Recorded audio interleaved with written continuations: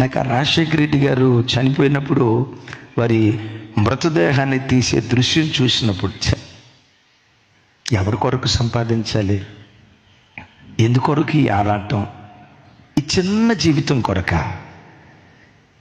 పేదల పెన్నిది అని పేరుగాంచినవాడు, పేదలకు ఆరోగ్యశ్రీ అనే పథకాన్ని ప్రవేశపెట్టినవాడు, ప్రజల గుండెల్లో ఒక చిరస్మరణమైన ముద్ర వేసిన అంత గొప్ప మహానుభావుని మరణం, ఆ మరణం ఎంత నా హృదయాన్ని కదిలించిందో అహ్మదాబాదులో జరిగిన మరణం ఉంది చూసారా.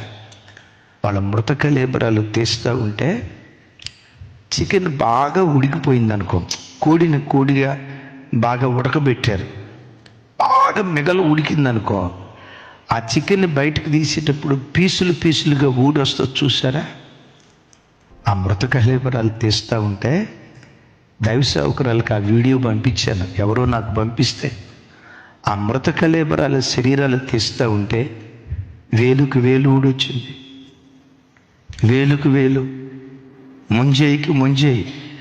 ఈ చెయ్యి పట్టుకుని ఇట్లా లాగుతూ ఉంటే మాంసం అంతా అలా ఊడి బయటకు వచ్చి జస్ట్ ఎముక మాత్రమే కనపడింది.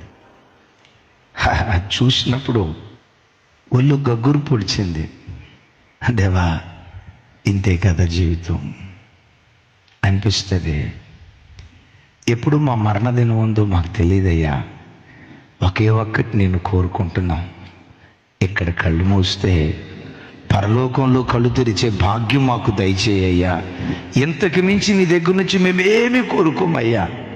తినటానికి తిండున్నా లేకపోయినా పర్వాలా, కట్టుకోవటానికి బట్ట ఉన్నా లేకపోయినా పర్వాలా, అనుభవించడానికి ఆస్తిపాస్తులు ఉన్నా లేకపోయినా పర్వాలా, నీ ఒక్కడివి మా బ్రతుకులో ఉంటే చాలయ్యా.